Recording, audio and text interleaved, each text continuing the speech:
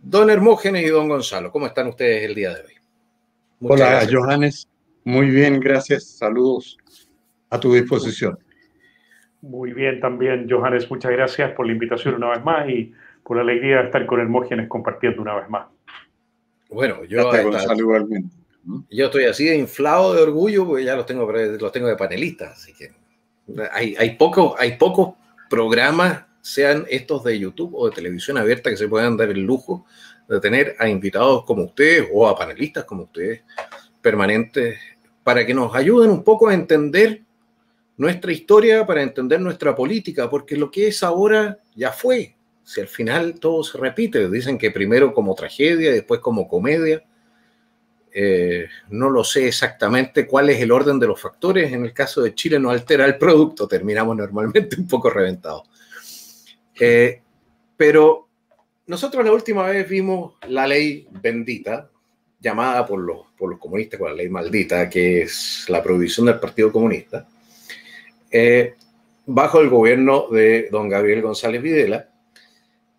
Y hoy día yo estaba pensando, ¿por qué no repasar un poco la prehistoria inmediata de lo que fue el gobierno de Salvador Allende? ¿Cómo llegamos al gobierno de Salvador Allende? Y la verdad es que todo esto empieza de alguna manera con el gobierno de Alessandri, ni siquiera empieza con el gobierno de Frei. Caballero, explíquenos un poco, o don Hermógenes, la pregunta se la tiro a usted directamente. ¿Cómo fue que llegó Alessandri al poder? Porque no era muy lógico en su momento, ¿no? Bueno, en mi opinión, Alessandri llegó exponiendo o planteando ante el electorado lo que una mayoría más anhelaba en ese tiempo, que era una promesa de orden y de disciplina, en el sentido amplio de la palabra orden, porque había un problema económico que él se creía que podía manejarlo muy bien. Y además había habido enormes desórdenes públicos y se creía que él era una persona autoritaria. En realidad, su personalidad tenía esa imagen. ¿Ah? Era un hombre severo, de poca sonrisa, que decía verdades y que se presentó sorpresivamente de candidato a senador antes de ser candidato presidencial y obtuvo un lugar bastante sorpresivo porque él no había tenido un pasado partido político ni había hecho trabajo electoral y sin embargo obtuvo una muy buena votación. Y entonces se manifestaba en ese tiempo como una fuerte corriente de opinión que favorecía a una figura como la de Alessandri. El favorito obvio era Eduardo Frei, que había hecho campaña largos años, que había, bajo el gobierno de Ibáñez, había estado a punto de asumir como primer ministro, una cosa bastante inusitada, con todo su equipo para hacerse cargo del gran desorden que se suponía que se había generado durante el gobierno de Ibáñez con la mayor inflación de la historia hasta ese momento. Y Frei sonó y salió en los grandes titulares como que ya iba con una carpeta a la moneda y que iba a instalarse. Finalmente las conversaciones no fructificaron porque Frei lo que pretendía era ser un primer ministro y de ahí llegar a la presidencia de la República. Pero eso había elevado a Frei a la categoría de un posible jefe de Estado con todas los antecedentes necesarios. Y por lo tanto, Alessandri partía como en desventaja frente a esta gran figura. Y ahí se produjo una elección complementaria, que las elecciones complementarias eran en Chile una cosa que podía cambiar el destino del país. Y de hecho, después lo cambiaron. Pero antes de eso, en el gobierno todavía de Ibáñez, hubo una elección complementaria en que el favorito amplio era el prohijado por Eduardo Frei, que era el Pulpo Simián, un personaje impecable, un gran deportista, un tipo honestísimo que había tenido éxito en la búsqueda de petróleo en Magallanes y lo había encontrado. Era como el padre del petróleo chileno, que era Eduardo Simián Galé, Y le decían padre el de un pulpo gran amigo mío. Y además había sido un gran arquero de la Universidad de Chile que le gusta a Gonzalo Rojas, que es la gran discrepancia que tenemos porque yo soy coscolino. Pero claro, con Aníbal Mosa que dice que Colo-Colo es de izquierda, me ha descolocado un poco. Pero sigo siendo colocolino. Entonces estaba Eduardo Simián, que era invencible, invencible. Imagínate, un ingeniero que descubre petróleo, que es buena persona, que no hay por dónde sacarle nada, que además fue arquero de la Universidad de Chile, el Pulpo Simián, porque era tan bueno que le decían el Pulpo, que agarraba todas las pelotas que iban al arco. Y entonces se presenta este personaje y por Alessandri se presenta un ingeniero muy correcto, que se llamaba Enrique Eduardo Sorrego, muy buena persona, pero que no lo conocía nadie fuera de su círculo profesional y familiar más próximo. Se sabía que era muy buena persona, pero nada más. ¿Y qué me van a decir ustedes? Que Edwards le gana al Pulpo Simián la elección y el país queda absolutamente con la boca abierta, porque eso significaba que lo que buscaba la gente era lo que representaba a Alessandri, que era autoridad, orden, firmeza. Y en la campaña de Alessandri fue decisivo un diputado conservador que se llamaba Jaime Gaña Barahona, que era primo hermano de mi madre, que era Iviete Gaña, y que era un tipo muy pintoresco y muy audaz, y muy metido con las masas populares, siendo conservador. Tenía mucho pueblo. Mi tío Jaime había sido boxeador incluso, ¿eh? Entonces tenía cierta imagen así como un tipo populachero. Era muy ingenioso. Y si ustedes me dan un minuto, les cuento un chiste que era de él, que yo lo encontraba siempre muy divertido. Porque decían, en ese tiempo había todavía tranvías, carros, ¿eh?, en la Alameda. Entonces decían que Jaime Gaña se había subido un carro y el carro iba lleno de gente y varios hombres iban sentados y se subió una señora y dijo mirando alrededor así, porque iba de pie ella, parece que no hay ningún caballero en este carro. Jaime Gaña le contestó, no señora, si caballeros hay, lo que falta son asientos. Bueno, era un tipo con esa salida, con mucho ingenio. Él tomó la campaña de Alessandri y la popularizó.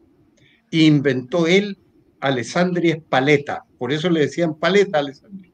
Porque paleta en ese tiempo era un vocablo nuevo que significaba un gallo paleteado, un gallo jugado, ¿ah?, que iba a todas las paradas, en fin, que era audaz.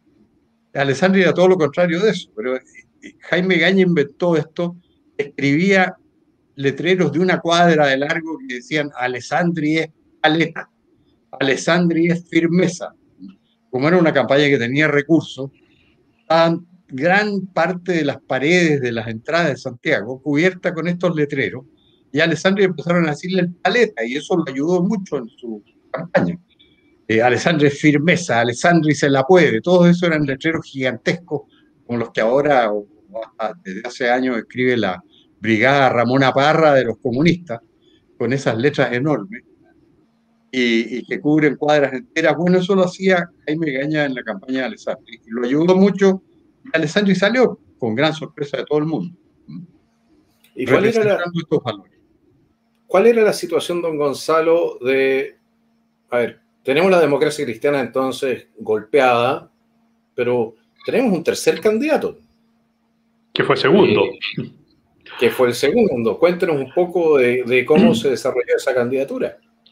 Salvador Allende llegó, así como había tenido una pésima actuación en las elecciones presidenciales del 52, cuando lo apoyó una fracción del Partido Socialista nomás, porque el resto del Partido Socialista del 52 apoyó a Carlos Ibáñez. De hecho, formaron parte del gobierno de Carlos Ibáñez durante 13 meses. Clodomiro Almeida trabajó con Carlos Ibáñez del Campo.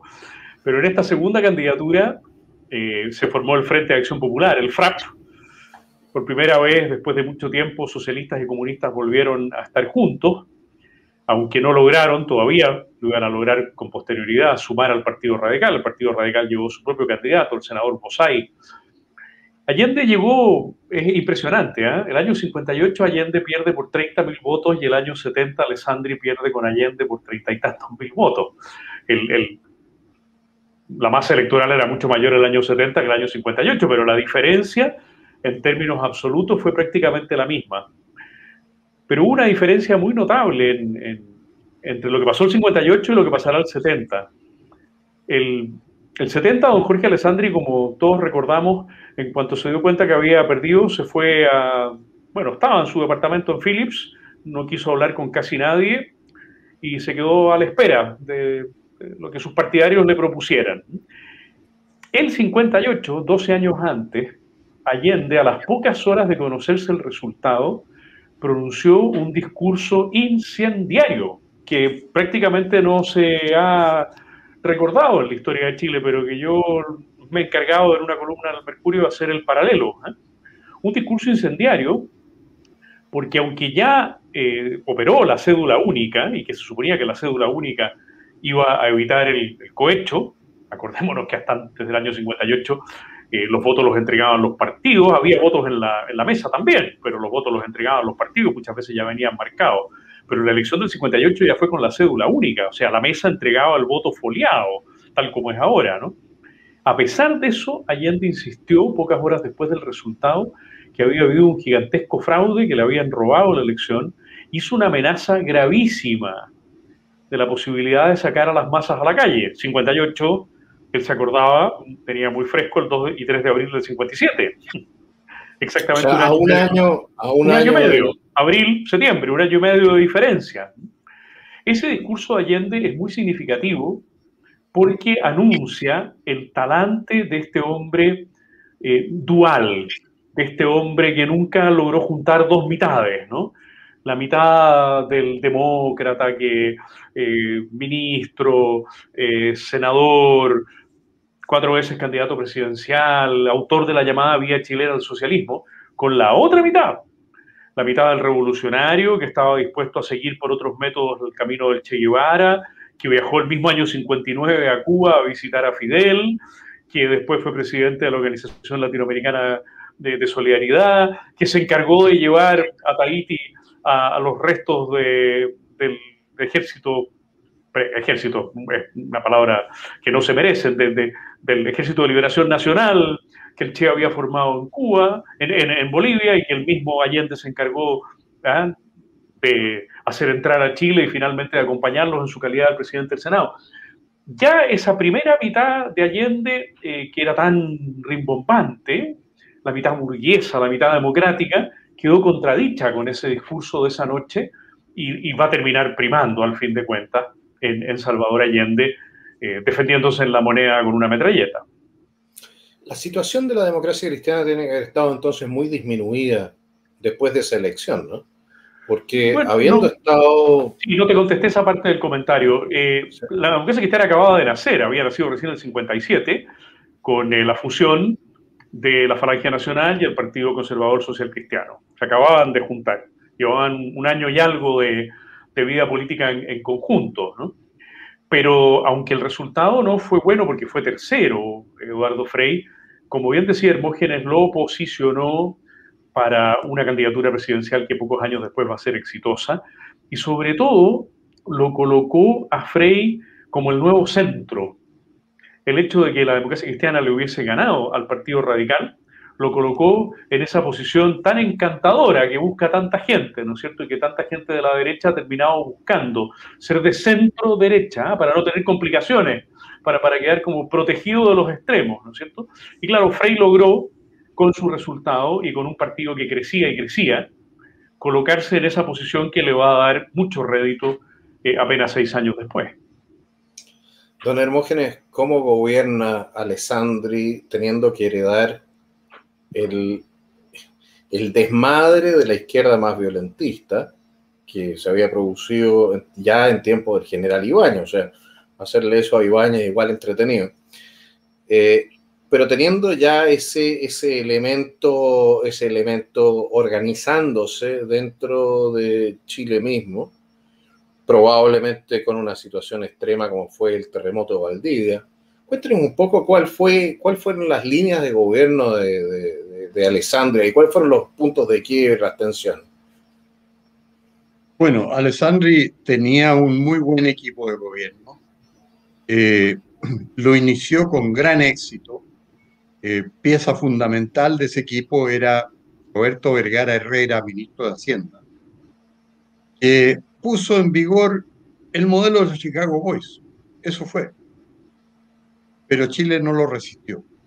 Alessandri no lo resistió. Alessandri le creía poco al modelo y, bueno, le creía lo suficiente como para dejar que su ministro de Hacienda lo impusiera, porque lo que entró haciendo Roberto Vergara, que fue un gran ministro de Hacienda, fue empezar a abrir la economía, empezar a establecer los lineamientos de una economía más libre, porque la economía chilena se había ido convirtiendo en una economía muy intervenida por los pocos socialistas que tienen los radicales y que tenían los gobiernos radicales.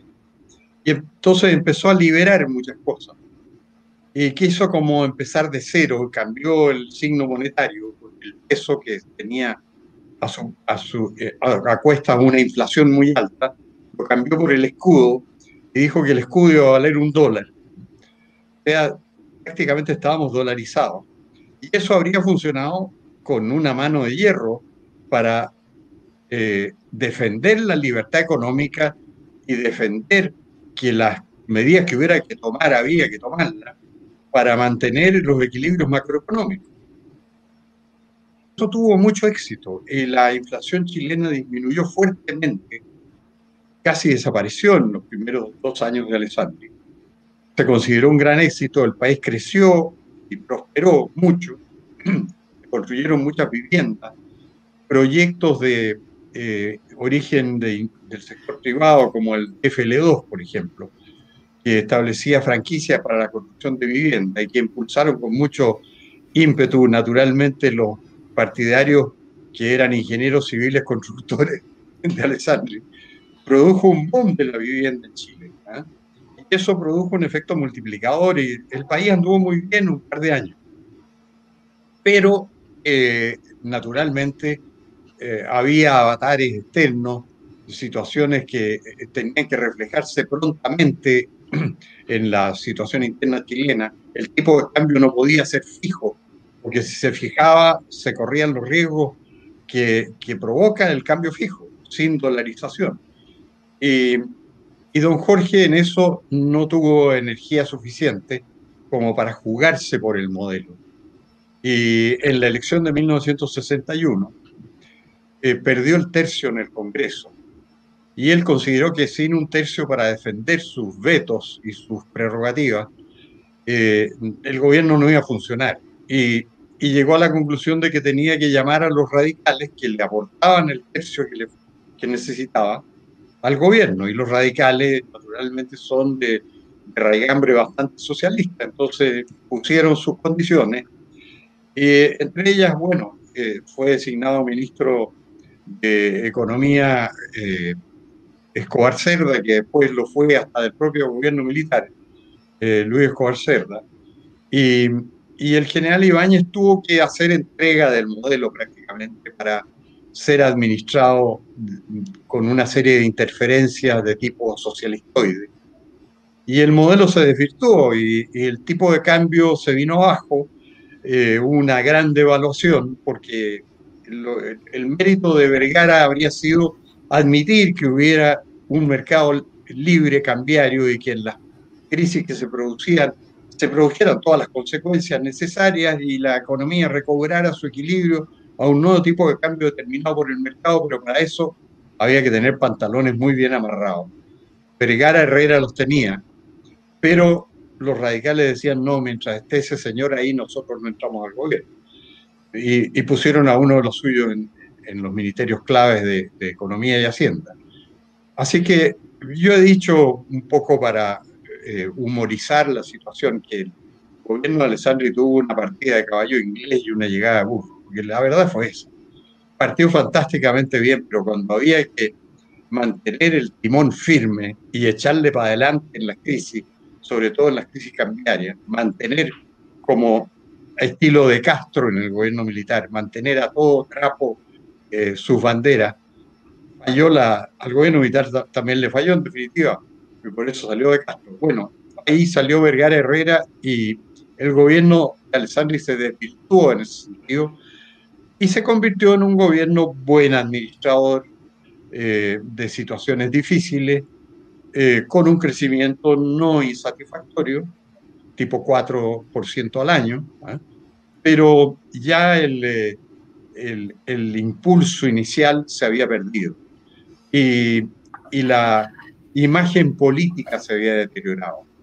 Entonces el gobierno pasó a ser más bien uno de administración y el ministro de Hacienda pasó a ser, después de sucesivas crisis, Luis Maquena, que era un abogado de derecha muy hábil, pero que tenía fama de administrar situaciones difíciles como abogado. Así que cuando lo llamó al gobierno, Jorge, fue como para administrar una quiebra, una cosa así. No, no era, estaba lejos de ser una quiebra, pero no era ya un gobierno que estuviera a la altura de las expectativas que había abierto sus 2 primeros años. Y entonces Bueno, una lástima. se reanudó la inflación y la derecha no apoyó a don Jorge con energía derechista, digamos, sino que todo lo contrario, le insinuaba pactar, ceder. El mismo don Jorge no tenía en ese sentido una postura política demasiado firme. Él decía cosas como, por ejemplo, a mí me gustaría un régimen en que se pudiera lograr la eficacia del capitalismo con la justicia social del socialismo. Lo que es un disparate de mi punto de vista, porque nunca el socialismo ha garantizado justicia social, ha garantizado todo lo contrario, debacle. Pero Jorge hacía esas concesiones, y tal vez por eso era muy popular, porque salió, esto hay que decirlo, salió rodeado de una popularidad sin precedentes. O sea, si hubiera habido reelección, habría salido reelegido, porque la gente lo quería, esa es la verdad. O sea, este símbolo que se exhibe frecuentemente, presidente caminando por la calle de su departamento en la Plaza de Armas a La Moneda, era real, porque la gente lo apreciaba, lo aplaudían en la calle, en fin. Así que salió con una gran popularidad. Si hubiera habido reelección, habría salido reelección. Una consulta, don Gonzalo. ¿Cuál es la situación socioeconómica de Chile en ese momento? O sea, cuando asume a Alessandri, cuando se va a Alessandri, ¿cuál es la situación más o menos en cifras? No en cifras, sino que denos una imagen de lo que era el Santiago que se había llenado de gente en los campos. Es demasiado joven, Gonzalo, para darte. Sí, pero él tiene que tener por lo menos el dato duro, pero usted lo sabe, don Tendría que tener uno mayor que yo para que te dijera todo eso. Pero, a ver, no, pues sí, la migración de los campos a las ciudades. De enseñanza básica, yo creo, en ese tiempo. ¿En los 60? El 59 entré a primera preparatoria. Okay. En el primer año, don Jorge, yo era un niño de 5 años y medio de primera preparatoria. No, pero uno estudia las cosas también. Como historiador. No solo por haberlas vivido. ¿Eh? Un país pobre, con un problema muy, muy dramático que tú has sugerido, la inmigración, la emigración desde los campos hacia las ciudades, y por lo tanto, las primeras poblaciones callampas, así se llamaban, hoy día resulta casi como una grosería usar esta expresión, pero comenzaron a llamarse así, y el año 57 se había producido, comandada por el Partido Comunista, formalmente reconocido, la primera toma formal de terrenos, dormida.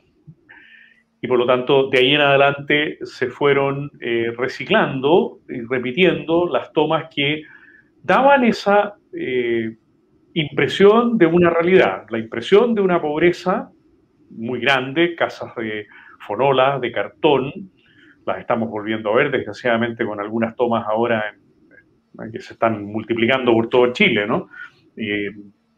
Algunas de estas tomas fueron de 2.000, 2.500 familias, o sea, fueron tomas gigantescas, extremadamente duras de aceptar. Ahí tenemos una variable socioeconómica muy, muy grave. Después, bueno, una economía que, como bien decía Hermógenes, no se había abierto al mundo y por lo tanto tenía una serie de protecciones a la economía chilena, o sea, una economía sustitutiva de importaciones y que por lo tanto no le permitía al emprendedor chileno compararse con los mismos productos venidos del extranjero y ver si iba a tener capacidad o no de tener éxito, ¿no? Tenía un éxito asegurado y muy limitado. Y después una tercera dimensión que me parece muy importante, que es más bien de carácter político. Yo no la he estudiado a fondo, me gustaría en algún momento meterle cabeza, pero no.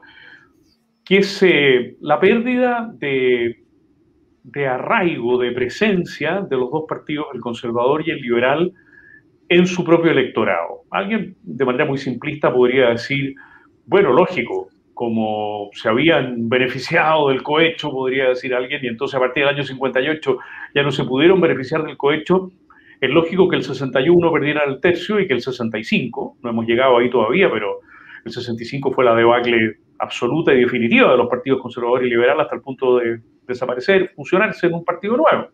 Pero, ¿por qué se produjo ese distanciamiento entre los dos partidos que habían sido los partidos eje de la política chilena durante un siglo? El tronco pelucón desde 1830 hasta 1965, son 135 años. Y el Partido Liberal, nacido, la fecha de nacimiento del Partido Liberal se discute infinitamente, si es con el grupo de Manuel Camilo Vial del 49, si, en fin, da lo mismo, ¿no? Pero también con 120 años de vida. ¿Qué pasó que esos dos partidos no fueron capaces de renovar su electorado? Un electorado que se pasó, en buena parte del electorado del campo, se pasó a la democracia cristiana. Pero ¿qué pasó con el electorado de las ciudades? Es algo que para mí, yo no lo he estudiado, para mí sigue siendo una incógnita y creo que es una variable político-social muy importante. ¿Por qué tiene una dimensión social muy importante? Porque la democracia cristiana fue minando esa base electoral y quedándose con ella con la promesa múltiple de una reforma agraria, de una promoción popular, de un régimen de gobierno en que los más pobres y desposeídos fuesen acogidos en la moneda antes que Allende. Entonces, ¿por qué la derecha no fue capaz, quizá Hermógenes tiene una tesis sobre el tema, porque lo vivió de primera mano, de retener buena parte de su electorado? Bueno, a mí me pasó, Gonzalo. Yo lo viví y lo sufrí. Lo que sucedió fue que todos considerábamos a la democracia cristiana, cuando se fundó y tomó ese nombre, que era de los partidos de derecha de Europa. Porque los partidos de derecha de Europa, en Italia se llamaban demócratas cristianos, en Alemania se llamaban demócratas cristianos, en Francia había una fuerza equivalente. Entonces, cuando se fundó la democracia cristiana acá, todos pensamos que era una nueva derecha. Y los comunistas creyeron ver lo mismo que nosotros, porque pensamos que venía una nueva derecha, y decían, la democracia cristiana es la rueda de repuesto del carro de la derecha, o la quinta rueda del carro de la derecha. Y todos creíamos eso. Y cuando Frei se presentó y salió tercero, cuando salió Alessandri primero y Allende segundo, todos sabíamos que, dada la edad de Alessandri y dada la fuerza que traía esta nueva derecha, el futuro iba a ser real, de una cosa que realmente fuera centro-derecha, que iba a ser la suma de liberales, conservadores y demócratas cristianos. Invencible, porque iban a ser los 2/3. Había en el Chile los 3/3 eran izquierda, centro y derecha. Si se unían el centro y la derecha, iban a gobernar 30 años o 100 años, como decía Tomic, pero las posibilidades eran excelentes. Y yo voy a hacer una confesión aquí, y espero que no me la saquen en cara demasiadas veces, porque yo obviamente era partidario de Jorge Alessandri y voté por él, salí a las calles por él. En ese tiempo, cuando comenzó la campaña, yo todavía estaba estudiando leyes, teníamos pugilatos con los demócratas cristianos, pero estábamos seguros de que íbamos a hacer la misma cosa. Entonces, yo voté por Jorge Alessandri y después, un poco influido por mi tío Camilo Pérez de Arce, que era de derecha, pero se había metido en el Partido Demócrata Cristiano, muy entusiasmado con la misma idea mía, yo me inscribí en el Partido Demócrata Cristiano. Por el amor de Dios. Nunca me acusaron recibo, pero sí me mandaban a cobrar cuotas. Es que nunca tuve carnet, esa es la verdad, pero me inscribí y me mandaban a cobrar cuotas. Y cuando yo era candidato a diputado nacional, el 73, todavía iban a mi oficina de la Democracia Cristiana a cobrarme cuotas. Cuando yo había renunciado 20 veces, estaba furioso con ellos. Bueno, como la lo que pasó, para contestar la pregunta de Gonzalo, ¿qué pasó con la Democracia Cristiana? Lo que pasó, y con los liberales y conservadores, lo que pasó fue que los de la derecha creímos que nacía una nueva derecha invencible, cuyo mascarón de proa iba a ser la democracia cristiana, con dos poderosos partidos antiguos, liberal y conservador, disminuidos por la democracia cristiana, pero acompañando a la democracia cristiana, y que iban a ganar todas las elecciones en lo sucesivo, y Chile iba a ser un país de centro-derecha sempiternamente. Y la sorpresa fue que no, pues, que resultó que Frei, derrotado en el año 58, se fue a la izquierda. Pero, ¿sabes? Bueno, y eso, sí, diga, sí, eso sí. significó, perdona, quiero terminar Sí. El 64, la derecha apoyó sin condiciones a Frei, que no movió una coma de su programa de izquierda, que era bastante izquierdista, pero todos seguíamos creyendo que iba a ser un gobierno de centro-derecha, y no lo fue. Fue un gobierno, en el mejor de los casos, de centro-izquierda, pero muy izquierdista. Y entonces, el 65 casi desaparecieron el Partido Liberal y el Partido Conservador porque sacaron unos 5 y el otro 7 diputados, y nada más. Y perdían en todas partes. ¿Por qué? Porque los que éramos de derecha habíamos creído que la democracia cristiana iba a ser un partido de centro-derecha. Y resulta que Frei hizo un gobierno de izquierda.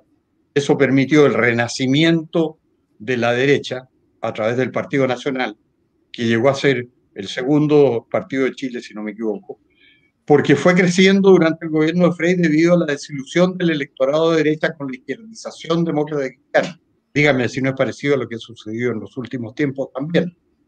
Pero eso fue lo que pasó. O sea, los partidos liberal y conservador se extinguieron merced al éxodo que se produjo hacia la democracia cristiana de sus votantes, pero renacieron gracias a que la democracia cristiana no supo ser de centro-derecha, sino que fue un partido, en el mejor de los casos, de centro-izquierda.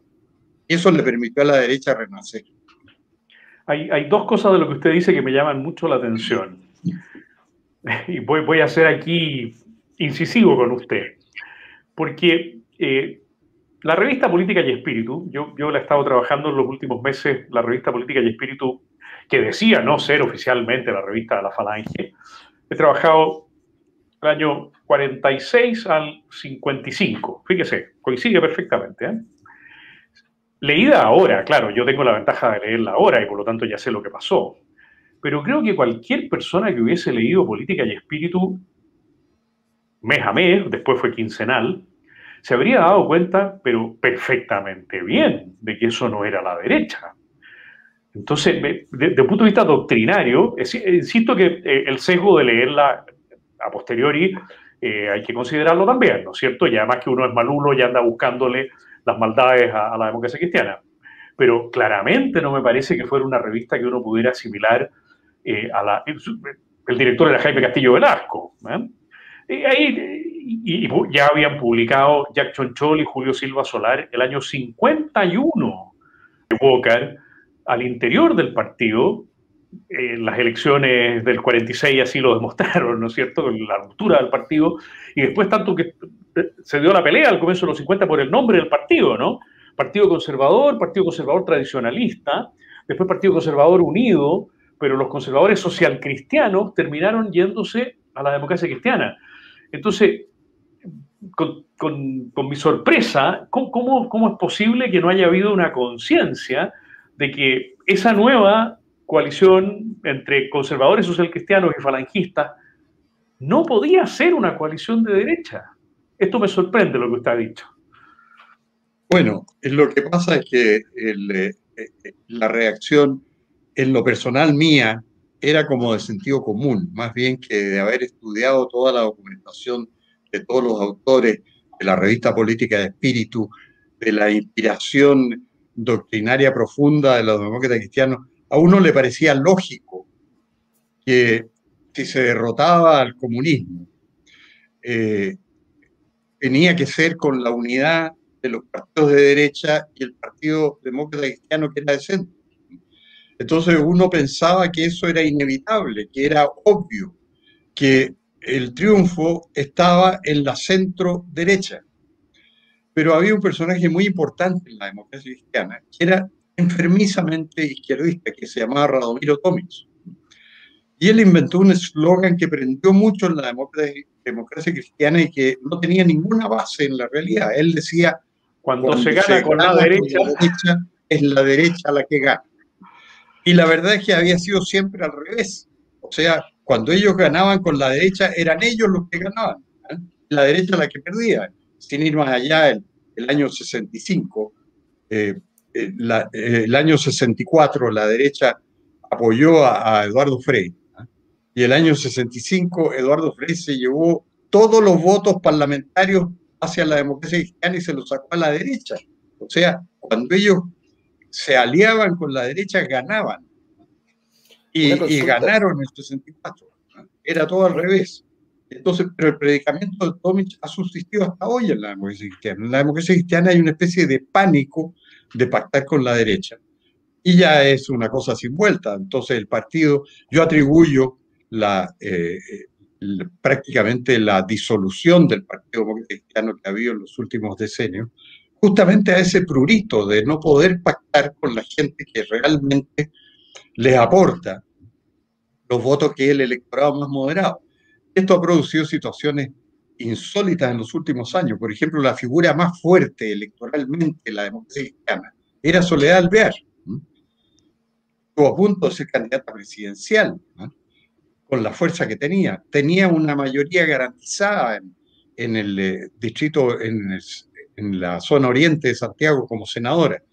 Y sin embargo, finalmente, con este sesgo izquierdista de la democracia cristiana, resultó derrotada sin pena ni gloria por Carlos Montes, un socialista bastante extremo, que hay que decirlo para que no se olvide, porque todos lo olvidamos. Carlos Montes es un hijo del binominal, porque Carlos Montes salió elegido con más votos que la Soledad Alvear, pero con menos que Lawrence Goldborn, ¿eh? Y Lawrence Goldborn era candidato de derecha, candidato de la UDI. Y salió elegido Carlos Montes gracias al binominal, porque la derecha no pudo doblar, simplemente. Y ahí se produjo el fenómeno de que la democracia cristiana empezó a perder su votación a mano por haberse izquierdizado, en definitiva. O sea, yo creo que el resurgimiento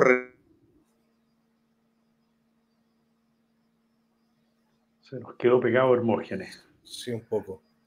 Oye, yo tengo ahí una duda, que es la siguiente, porque la falange es tercera vía. ¿Pretendió serlo? Sí. La falange fue siempre tercera vía. La tercera vía nunca fue de derecha. No, por eso que... El fascismo italiano nace del socialismo. Lenin felicita a Mussolini cuando Mussolini llega al poder. Bueno, mira, Johannes, yo creo que la lección que tenemos que sacar, esperando que Hermógenes vuelva a poderse conectar, es que no nos puede pasar por segunda vez lo que Hermógenes ha relatado, que fue, parece, un modo de algunas personas en la derecha de aproximarse al centro. No nos puede volver a pasar de nuevo con Joaquín Lavín eso. No podemos volver a cometer el error de apoyar a una persona que explícitamente se ha ido tratando de correr al centro, tanto que ha adoptado la posición nominal, ¿no es cierto?, de ser un socialdemócrata. Lección que tenemos que sacar entonces de los años 50 y comienzos de los 60. Recuerdo que mis padres votaban liberal y obviamente el 64 votaron Frei. Y yo desde ahí en adelante, yo tenía 11 años para la elección de Eduardo Frei y 11 y medio para esa terrible elección parlamentaria de marzo del 65, donde, como bien decía Hermógenes, los partidos liberal y conservador fueron arrasados, pero desde ahí en adelante nunca dejé de oírle a mi padre, y a mi madre en menor medida, pero sobre todo a mi padre. Jamás volveré a votar por un demócrata cristiano, por ningún motivo. Bueno, a ver si sacamos la lección adecuada respecto del candidato al cual una persona de derecha tiene que apoyar. Por supuesto que en un escenario dramático Lavín-Jadwe, la situación se hace insostenible y tiene que primar la patria, ¿no es cierto? Pero hay que poner una serie de condiciones para que esa situación no llegue a darse. Bueno, evidentemente que uno no puede entregar la propia representación parlamentaria en el Congreso a los partidos de Chile Vamos. O sea, yo honestamente, o sea, con mucho respeto por muchos parlamentarios de Chile Vamos que han tratado de dar la pelea, pero no me dan confianza. Bueno, depende de quién, ¿no? Depende de quién. Evidentemente, pero el problema es que como cambiaron el sistema electoral, entonces uno vota por lista. Si yo no confío en el partido, entonces no puedo votar por el partido o por la lista que va con ese partido, porque de otra manera, claro, yo puedo decir, el Perico de los Palotes es un maravilloso candidato, pero resulta que sale él elegido, arrastra a otro que es, no sé, pues, Soto Errázuriz, y resulta que Soto Errázuriz está votando permanentemente en contra de mis intereses. Eso es así, Johannes, y también lo comentamos en una columna del Mercurio en su momento.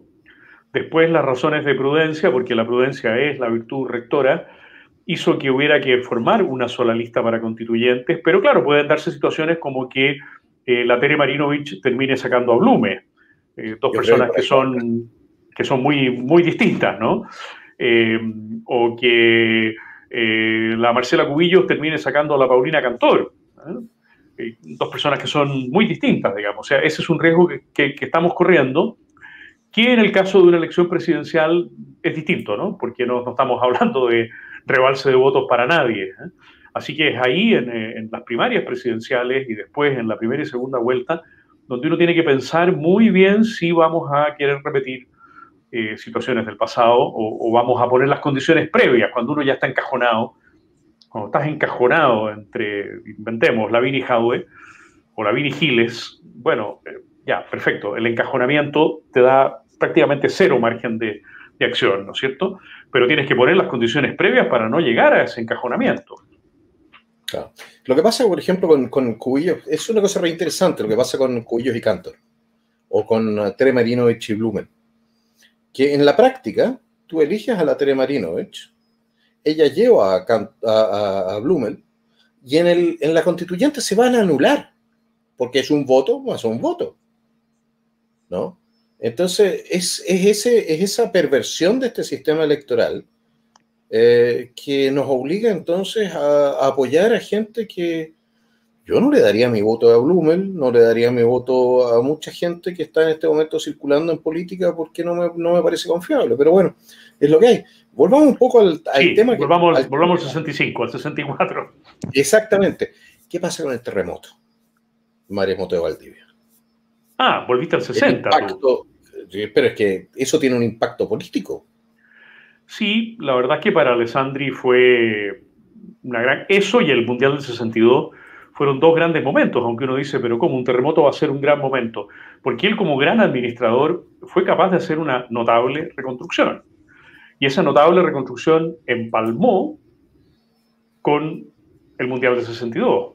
Pero claro, a esas alturas ya, como bien describía Hermógenes, don Jorge tiene una minoría en el Parlamento, ha recuperado el tercio, pero una minoría que lo bloquea. Entonces ahí se produce otra cosa que Hermógenes no comentó, pero que sí yo me permito comentar ahora. Y es que le comenzaron a reprochar además a don Jorge el no estar promoviendo a un sucesor.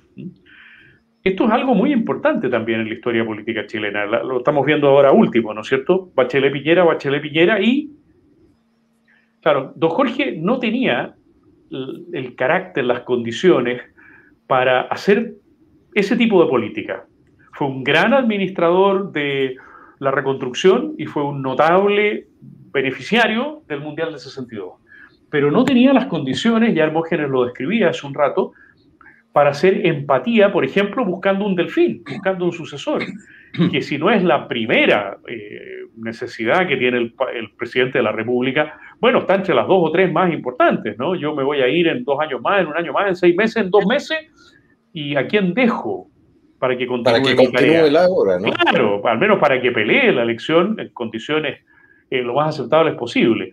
Este fue un reproche continuo de los partidos conservador y liberal a don Jorge, tanto que el candidato terminó siendo un radical, ¿no es cierto? Julio Durán. Don Jorge no había buscado de los dos partidos con los que tenía mayor afinidad, más con el liberal que con el conservador. No había buscado una persona, y eso se lo reprocharon muchísimo. Incluso lo que Hermógenes sugería, la posibilidad que se la sugirieron a él, de una reforma constitucional para que pudiera ir a la reelección. Él la rechazó absolutamente. Claro, era ir contra el ADN de don Jorge Alessandri, beneficiarse él de una reforma constitucional impensable en la manera de ser de don Jorge, ¿no es cierto? Pero ese también fue un punto en el cual él quedó al debe, la búsqueda y eventual consolidación de un candidato de su propia coalición. Qué bueno que esté de vuelta Hermógenes. Bienvenido nuevamente. Yo veía que ustedes me oían con un enorme respeto y en silencio, y era que yo me había ido del programa y la imagen de ustedes había quedado congelada. Estuve hablando como 10 minutos solo. Bueno, don Hermógenes, aprovecho de preguntarle de inmediato algo que es bien relevante y uno de los puntos de crítica más duros que se le hacen al gobierno de Alessandri. La ley de reforma agraria impulsada por los gringos. Sí, eso fue muy importante. Y en Chile hubo una persona, una sola, y hay que darle el crédito por eso, que fue don...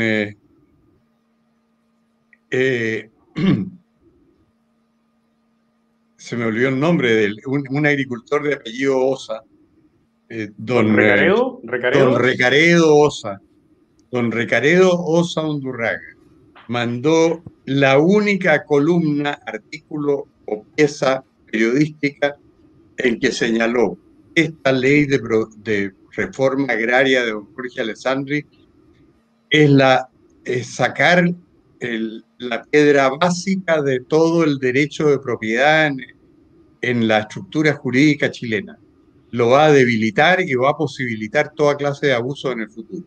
Porque se hubo que reformar la Constitución para permitir, porque la Constitución de 25 originalmente exigía el pago del contado de todas las expropiaciones.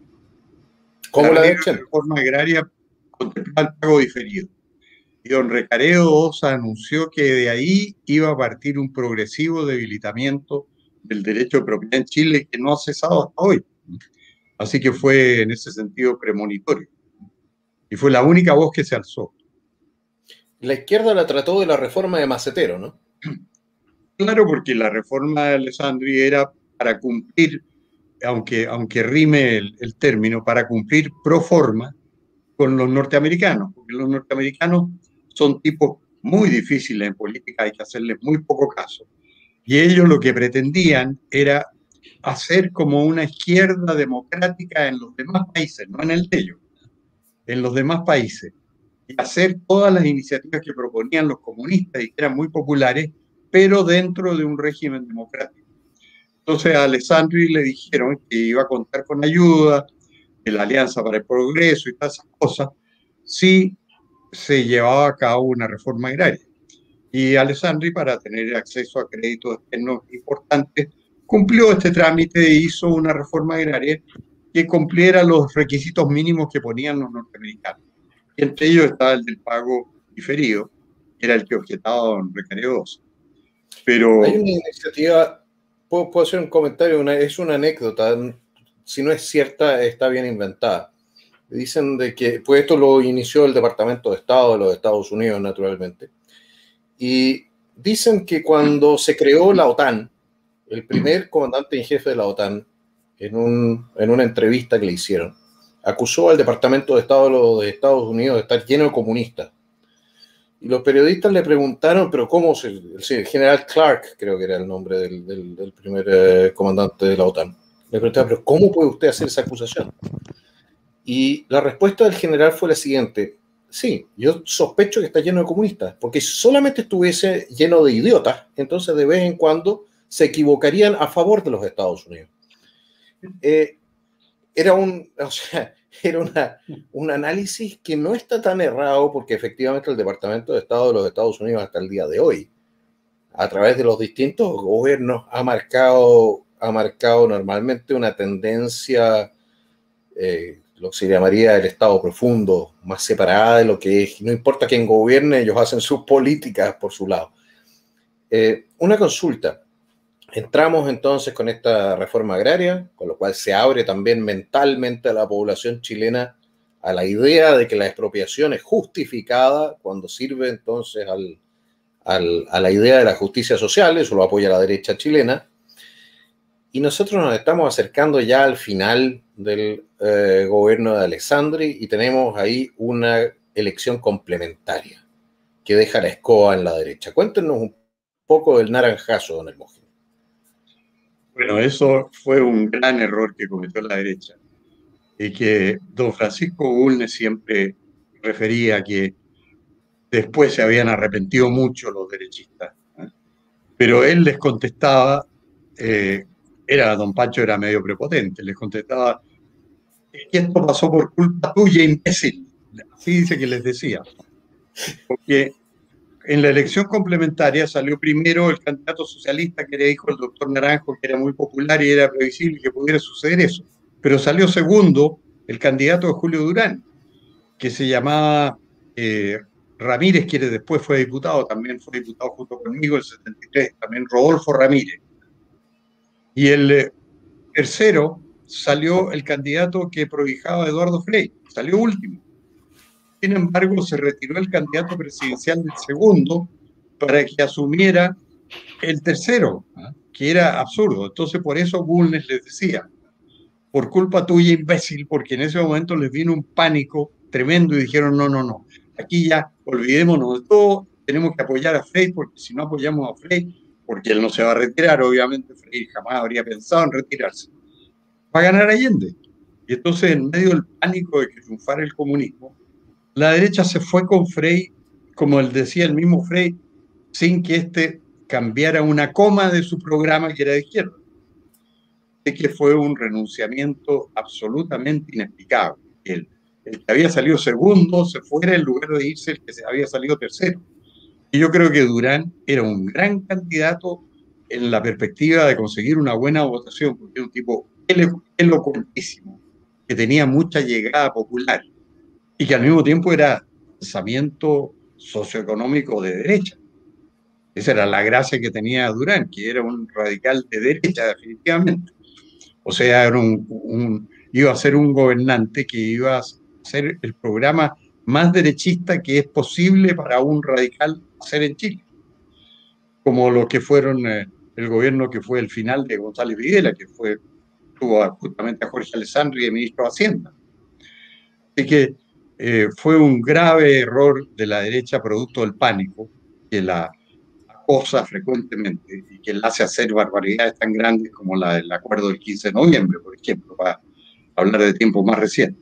El pánico de la derecha debería tener un nombre en la política, un nombre en latín, probablemente, no sé. ¿Como una enfermedad? Claro. Sobrevienen ataques de pánico en que entrega todo y renuncia a todo. Eso pasó en el 64. Panicus destrus, pongámosle. Eso. Panicus destrus. Es que, yo no sé, yo a veces me pregunto si no tiene más que ver con, efectivamente, con la falta de convicción profunda en los principios de la derecha, que están tantos representantes de la misma, tan dispuestos tan rápidamente a entregarlo todo a cambio de impedir algo que fuese supuestamente peor.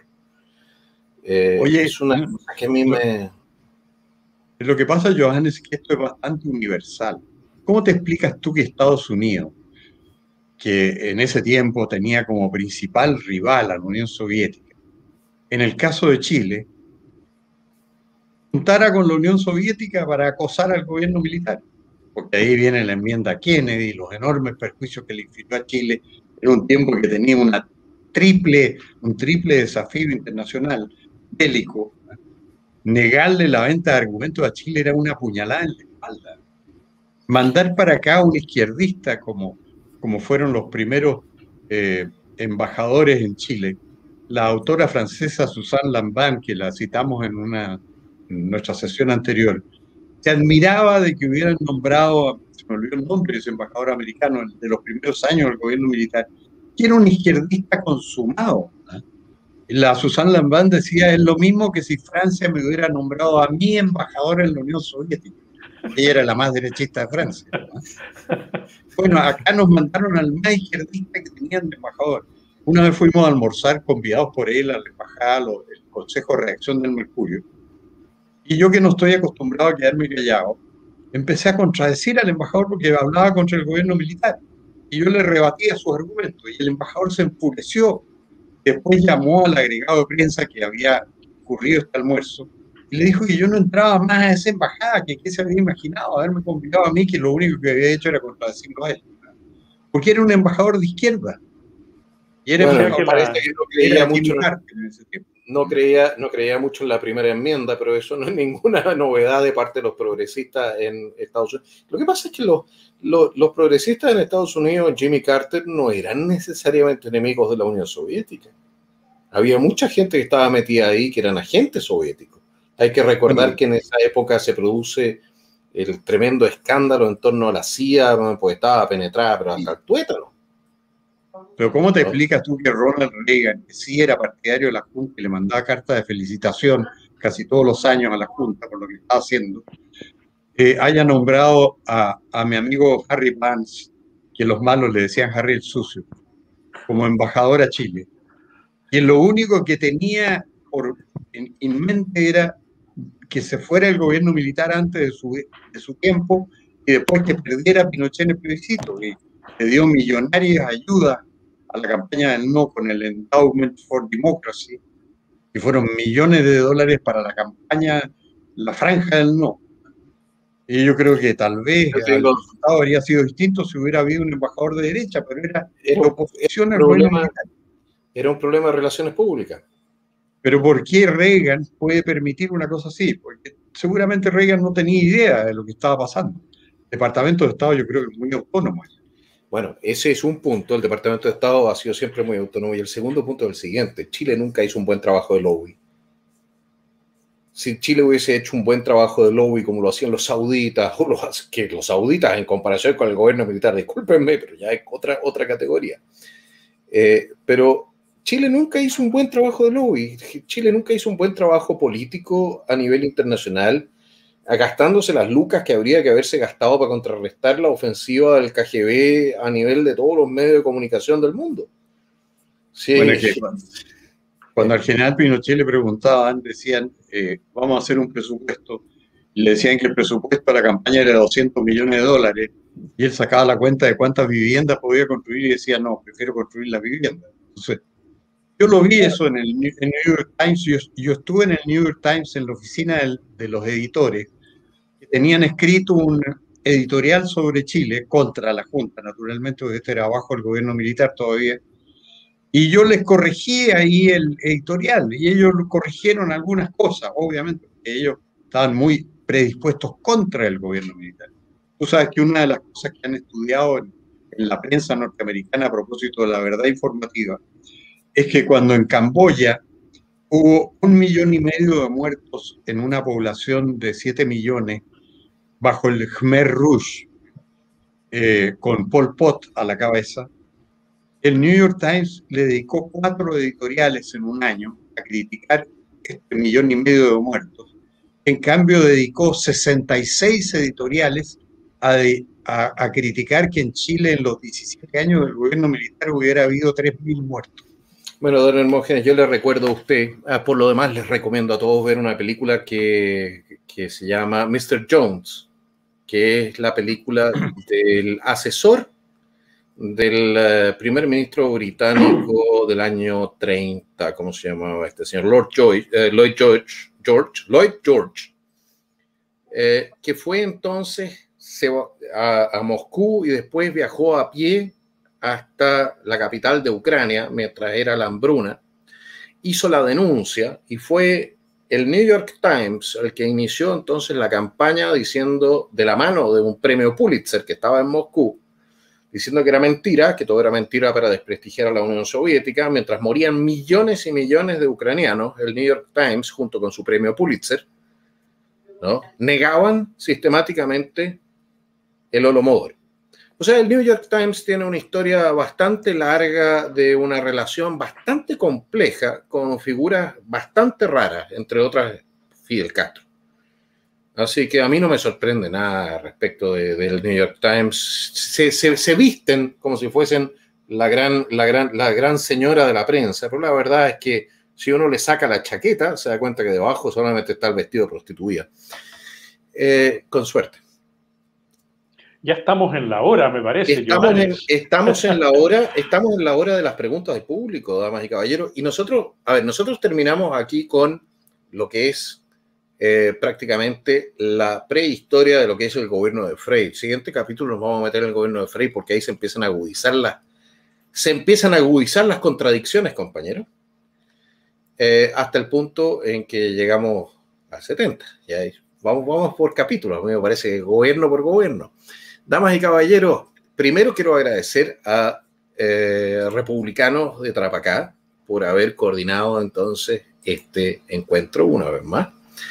En segundo lugar, quiero agradecer a Magenta Capital, que es una fintech que te permite abrir una cuenta corriente en Chile. O sea, en Chile. En Chile puedes hacerlo siempre, en Suiza.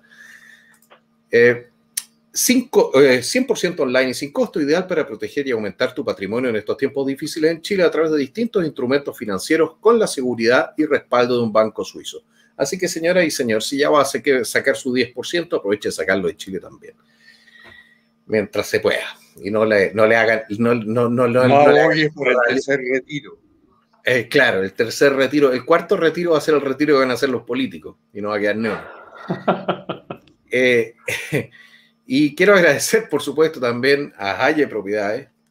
Es el mejor corredor de propiedades de Chile. Y usted, señora y señor, si tiene alguna propiedad inmobiliaria para vender o tiene interés en comprar alguna propiedad, tiene interés en hacer un proyecto inmobiliario, contáctese con Haye Propiedades. Es siempre agradable trabajar con gente seria y cumplidora.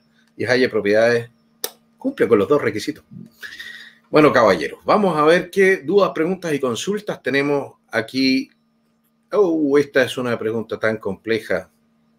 Y no me hagan las preguntas para ambos, tengo que hacer las preguntas para una persona, porque si no es más difícil. Pero esta, ya, está bien.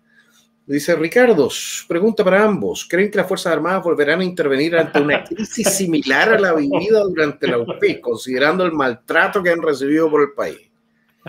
Aquí mi respuesta es muy breve. No. Uno no. Gonzalo, la mía se suma, no. No creo, mira, yo no creo porque la opinión que tienen los activos de las Fuerzas Armadas, que a mí me ha provocado una extrañeza enorme, es adversa, se niegan hasta a celebrar el 11 de septiembre.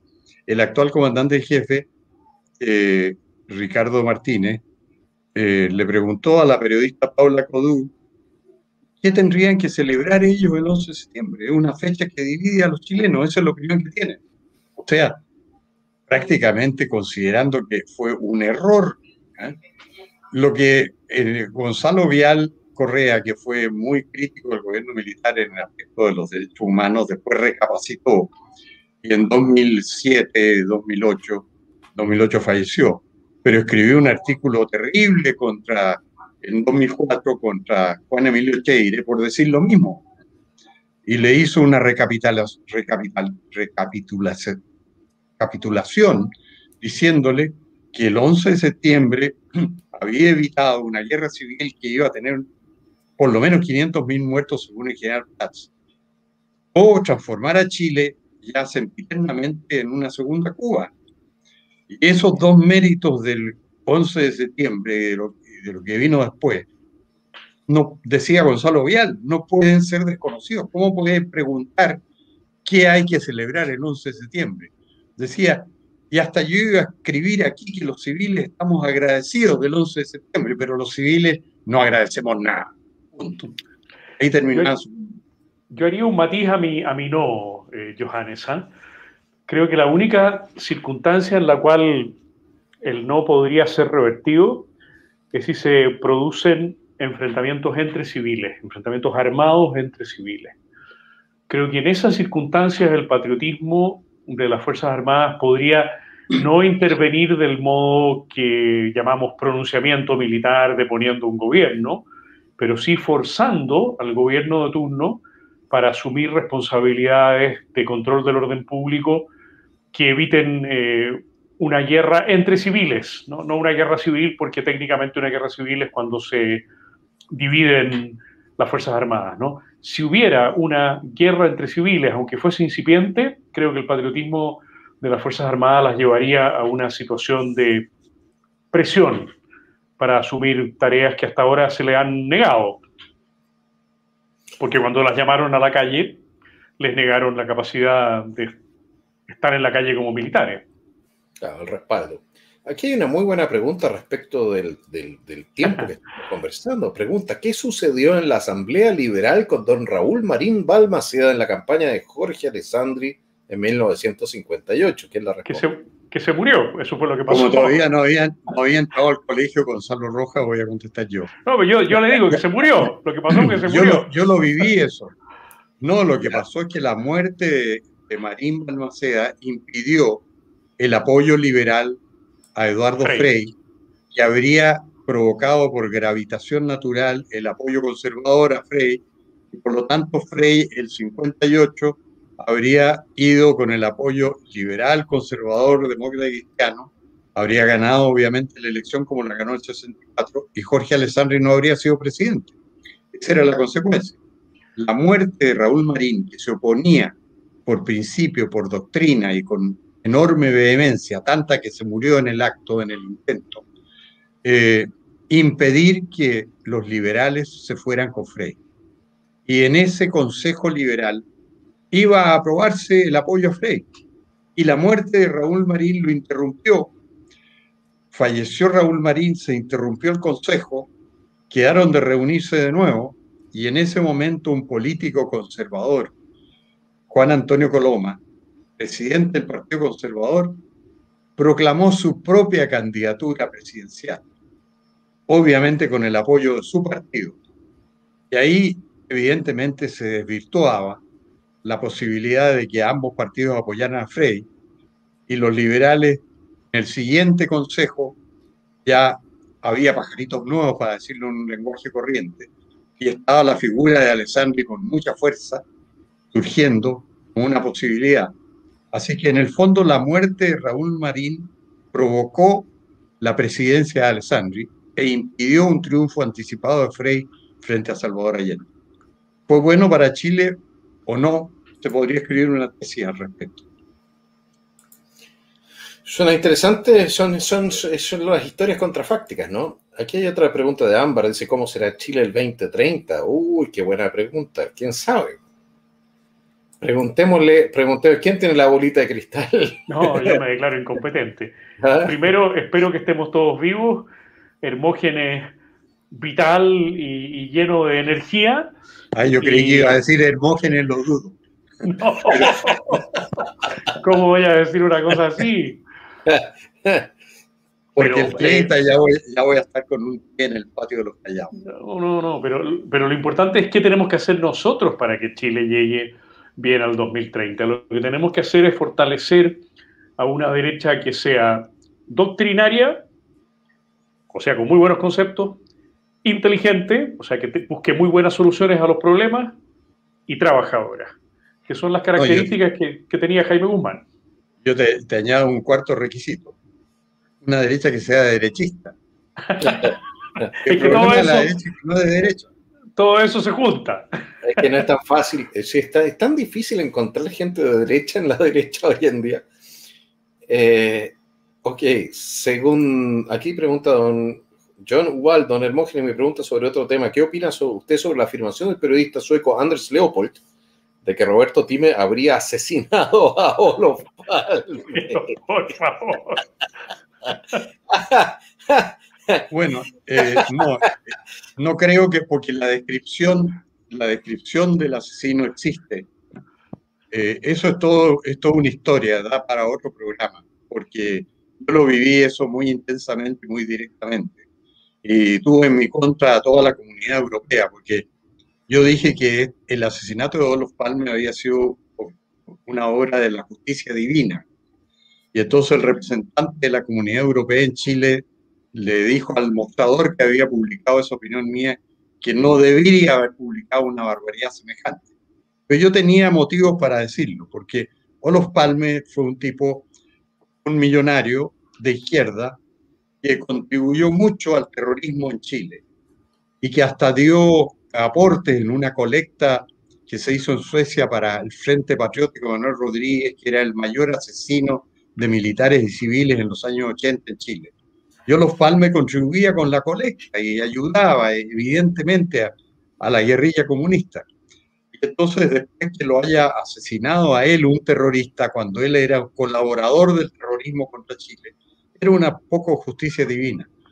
Pero contra la tesis de que haya sido Roberto Time están dos cosas. Uno, que la imagen del individuo, que lo vieron muchas personas y lo describen, no corresponde para nada a la imagen de Roberto Time. Lo describen como un individuo alto y moreno, y Roberto Time es alto pero rubio, de aspecto anglosajón. Y otra cosa es que Roberto Time, después de haber sido miembro de Patria y Libertad y en los primeros años partidario del gobierno militar, se ha convertido en un opositor furibundo del gobierno militar y venenosamente crítico. Así que no creo que haya podido él tener esa actitud en ese tiempo para cobrar venganza contra Olof Palme. Bueno, es lo que pasa cuando uno entra en un matrimonio que no funciona. Yo tengo espacio para una pregunta más nomás, Johannes, porque tengo que mandar la columna al Mercurio, tú sabes, una columna que va los días miércoles en el espacio que debiera estar ocupando este señor que está aquí abajo. Ah, ok. Entonces, para Gonzalo, ¿cómo será juzgado por la historia Sebastián Piñera y su manera exitosa de conllevar esta pandemia podrá menguar su ineptitud política de alguna responsabilidad? Pregunta Luis Neira Galleguillo. Bueno, siempre los historiadores procuramos ser honrados, ¿no? Se nos pide que seamos objetivos. No, eso no es posible porque es un sujeto el que escribe y las fuentes reflejan también la actividad del sujeto. Yo personalmente creo que los historiadores honrados del futuro le van a reconocer esa dimensión, pero va a quedar contrastada de manera tan fuerte con su ineptitud para el control del orden público, para la defensa de las convicciones y con su afán de salir librado de toda responsabilidad y culpa a raíz de su ineptitud respecto del orden público y de la defensa de sus convicciones, que bueno, se dirá en 5 líneas que en tiempos de pandemia logró contratar adecuadamente millones de vacunas y seguirá el historiador mostrando la ineptitud y la incompetencia completa de Sebastián Piñera para presidir el gobierno de la República. Lamentablemente yo comparto un poco ese diagnóstico, don Hermoso. Bueno, yo siempre he sido un detractor de Piñera y en realidad decidí dejarle mi columna a Gonzalo Rojas en el Mercurio, fundamentalmente porque el Mercurio apoyaba la candidatura de Piñera en 2008. Y yo me encontraba en una situación muy inconfortable en un diario que tuviera esa postura, porque la encontraba inaceptable. Así que siempre he sido una persona crítica de él. Y no me quiero extender más porque mi juicio puede no considerarse objetivo, pero yo tengo un juicio sumamente negativo sobre la persona de Sebastián Piñera y sobre su calidad política o su acción política, absolutamente negativa. Así que creo que así va a pasar a la historia de Chile. Don Gonzalo, usted se está retirando, le quiero agradecer que nos haya acompañado hasta este punto. Nos quedan solamente 13 minutos de programa, por lo demás. Sí, pero es que si no mando la columna antes de las 8 quedo en problema, así que tengo que ponerme yo siempre la escribo los lunes por la mañana y la trabajo a esta hora segunda lectura, entonces tengo que dedicarle ahora una media horita a ver esa segunda lectura y a ver si dije la suficiente cantidad de maldades o me porté niño bueno. Aquí estaban pidiendo que usted convenciera a alguien de votar por Cubillos y no por Henry Boyce. No, en ese caso vamos a tener una discusión. Yo soy partidario de Henry Boyce. Yo voto en el distrito 10, así que para mí no es un problema. Yo voto gobernador Rojo Edwards, convencional Tere Marinovich y concejal por la comuna de Santiago, donde yo voto en la mesa 1 porque me inscribí el primer día, voto en la mesa en la que votaba el presidente Pinochet, José Pablo Ábrigo, candidato del Partido Republicano. Así que no tengo el problema yo del distrito 11. ¿Puedo pasar yo mi aviso? ¿Puedo pasar mi aviso de propaganda? Lógico, usted pasa el suyo. Supuesto, pues, don Hermógenes. Yo voto por Henry Boyce para constituyente. Voto por Regina Catalán, pinochetista de antigua data y de una sola línea, para concejal por Las Condes. Voto por Gonzalo de la Carrera para alcalde de Las Condes. Y voto por Rojo Edwards para gobernador de Santiago. Un cargo completamente inútil, pero que él va a desarrollar con brillo, aunque sea inútil. Bueno, por lo menos tiene ya el apellido inglés, así que de monarca puede pasar. Gonzalo. Un abrazo muy grande. Muchas gracias a los dos. Nos vemos el lunes. Gracias. Adiós, Gonzalo. Saludos. ¿No? Eso de tener un gobernador que haga las mismas tareas que la reina Isabel de Inglaterra es como, no sé, simpático, ¿no?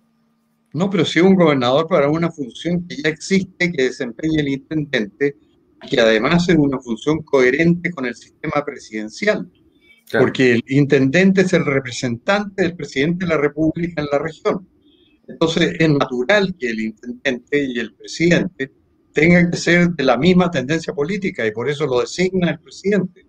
Y este gobernador electo, en las circunstancias en que sea opositor, va a crear una situación revolucionaria en las respectivas regiones. Así que es una figura que yo creo que le inventaron los políticos que hacen lo que quieren en Chile, porque realmente son una clase privilegiada. Alguien tendría que escribir sobre eso. Inventaron esto porque en los partidos sucede que hay demasiados caciques y pocos indios. Entonces, el gobernador es un cargo rimbombante, de relevancia, y que sirve de antesala a aspiraciones mayores, que obviamente la aspiración mayor de todos los políticos es ser presidente. Entonces, tienen una serie de personajes importantes con los cuales no hayan que hacer porque son demasiado importantes como para dejarlos de lado, y que los cargos parlamentarios no bastan para satisfacer el número de caciques, que son demasiados. Entonces inventaron esto de los gobernadores como una condecoración a los caciques que están sin empleo, para que puedan optar después a aspiraciones mayores. Pero es una cosa completamente artificial, innecesaria y yo creo que dañina. Hay una interesante consulta. Bueno, hoy día se cumple un año del fallecimiento de don Sergio Onofre Jarpa, y que hay una consulta que me parece interesante porque fue un compañero de ruta durante muchos años, usted, don Hermógenes. Preguntan entonces, Juan José, para don Hermógenes, ¿cuál era su relación con Sergio Onofre Jarpa? Bueno, fue irregular, porque normalmente fue muy buena. Yo la verdad es que tuve la primera relación con él cuando fui candidato a diputado del Partido Nacional, era presidente del Partido Nacional, y me respaldó con mucho entusiasmo, y él, a pesar de que no participaba de las ideas económicas que yo propalaba en esos años, estoy hablando del 72, 73, aceptó el hecho de que electoralmente yo había tenido un gran éxito, porque tuve una mayoría muy importante en el primer distrito de Santiago. Solo fui superado por un ex vicepresidente de la República, ahí como Bernardo Leighton. Sacamos los dos más de 30.000 votos.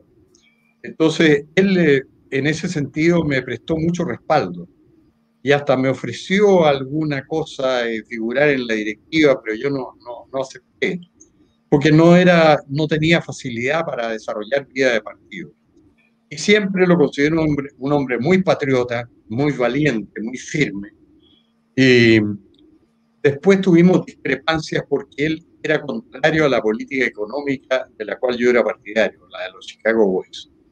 Jarpa fue siempre muy crítico, y cuando se produjo la crisis del año 82, él fue a almorzar al diario El Mercurio y allá dijo una cosa muy sorprendente para mí. Dijo que él, que estaba siendo mencionado como posible ministro del Interior, dada la crisis que había, era partidario de una política económica como la de los gobiernos radicales. Y yo encontraba que había sido muy dañina para Chile. Y él efectivamente se desempeñó como ministro del Interior favoreciendo eso, y por eso llevó a Luis Escobar Cerda, que era radical, al Ministerio de Hacienda.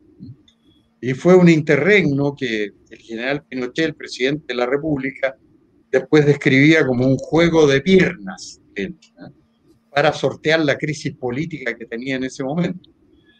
Jarpa fue un buen ministro del Interior, pero hizo demasiadas concesiones a los partidos políticos de oposición.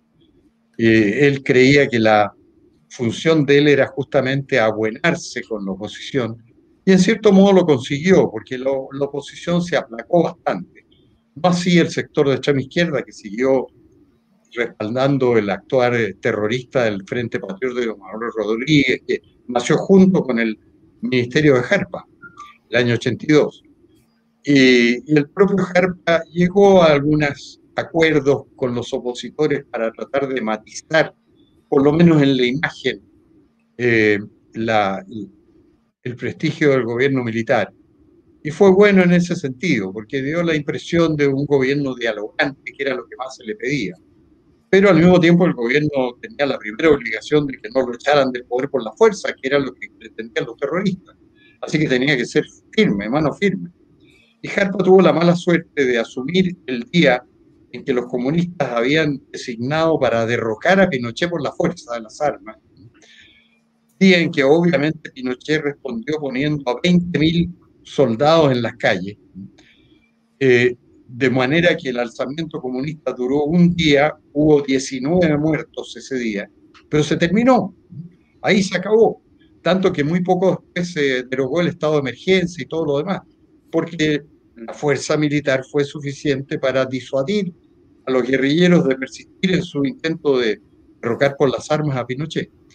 Así que en ese tiempo Jarpa consideraba que había sido un poco una zancadilla que le había hecho el gobierno.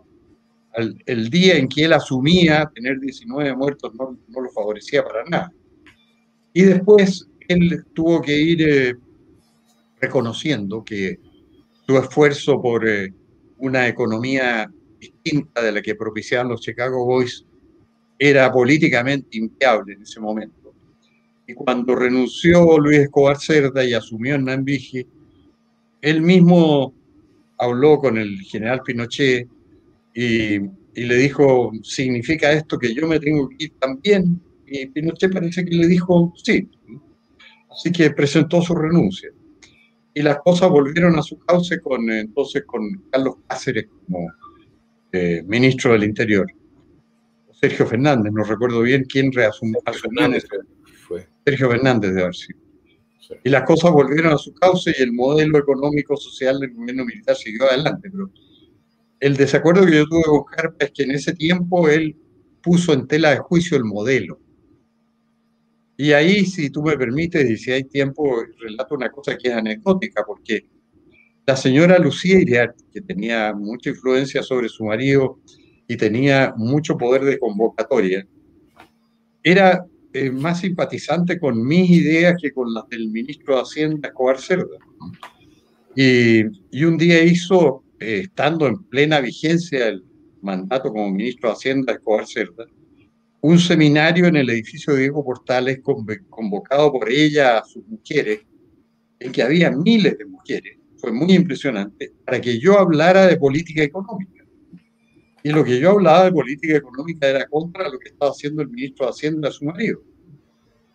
Bueno, yo lo hice usando de mi libertad de expresión en el Diego Portales, y todo el mundo quedó con la boca abierta de que pasara esto, que la señora Lucía convocara a un crítico de la política económica de su marido. Y ahí entonces Jarpa empezó a llamar y decir que cómo era posible esto, y llamaba a Televisión Nacional diciendo que por qué yo tenía comentarios político-económicos que eran críticos de la política económica oficial. Pero cuando el director de Televisión Nacional llamaba al presidente de la República y le decía, mire, me están diciendo que saque a pelearse de los comentarios, Pinochet le contestaba, no, déjelo ahí nomás. Era todo parte del juego de piernas. Pinochet, que en el fondo tenía más en común con lo que yo predicaba que con lo que quería hacer su ministro Escobar Cerda. Así que se producían todas estas situaciones contradictorias que se zanjaron cuando definitivamente renunció Escobar Cerda, se fue Jarpa y asumió Hernán Vigi y asumió Sergio Fernández. Y la situación entonces volvió a los cauces anteriores del gobierno militar y terminó el juego de piernas del presidente Pinochet. El juego de piernas que le sirvió para salir del apuro, digamos, como son los juegos de piernas en el boxeo. Los juegos de piernas en el boxeo sirven para librarse de un knockout. Claro. Salir peleando. Una pregunta especulativa. Jarpa era un zorro viejo en política. Jarpa sabía cómo ganar elecciones. Si Jarpa hubiese sido ministro del Interior para el plebiscito, ¿habría tenido mejores opciones de ganarse esa elección? Pues yo tengo la impresión de que no se hicieron todas las cosas bien que se podían hacer bien.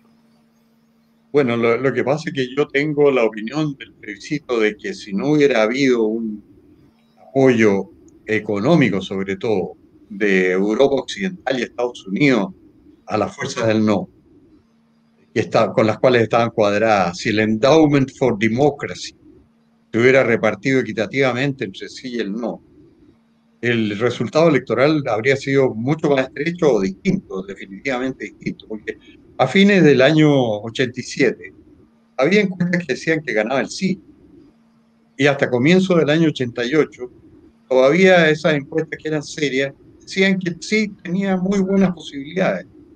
Y después cuando vino la franja, el grado de profesionalismo de la franja del no fue definitivamente aplastante. Frente a la franja del sí, que era muy amateur. Yo participé en el primer episodio de la franja del sí y consideré que ahí se cometieron errores garrafales. Por ejemplo, mi participación. Desde luego tengo que decir que la persona que nos maquillaba en una pieza de una casa de adobe con suelo de tierra. O sea, el grado de pobreza de la campaña era ese. Y yo llevaba conmigo a una persona de origen muy humilde que había triunfado en la vida gracias a la libertad económica porque tenía capacidad para producir en la agricultura. Él había sido hijo de un inquilino de un fondo que yo conocía. Y entonces él iba a relatar su vida, pero él, obviamente, su relato era en un lenguaje propio de un campesino chileno, no tenía ningún brillo, pero él iba a decir que él era un inquilino pobre que trabajaba bien la tierra y que ahora era un agricultor rico, y que eso lo había hecho posible el modelo de economía libre del gobierno militar. Y todo lo que grabó él no lo usaron. Y usaron lo que grabé yo, que era, bueno, se sabía además lo que yo iba a decir y lo que había dicho siempre. Así que no tenía ninguna novedad. Entonces, errores de enfoque como ese se reflejaron en toda la franja. ¿No le habría pasado a Jarpa? Yo creo, porque Jarpa tenía ese olfato para saber cuál era el tema. El tema en ese tiempo era decir que este era un sistema que permitía la permeabilidad social, que permitía a los más pobres tener éxito en la vida y triunfar. Y no repetir cosas que por lo demás yo había dicho ya en la televisión y en todas partes y no eran novedad. Y esa fue la superioridad de la franja del no, que no erró en ese sentido. Sí. Próximo lunes, misma hora, mismo lugar, estamos en Excelente. la hora y media. Excelente. Y muchas gracias y un saludo a todos los auditores que han tenido la paciencia de seguirnos.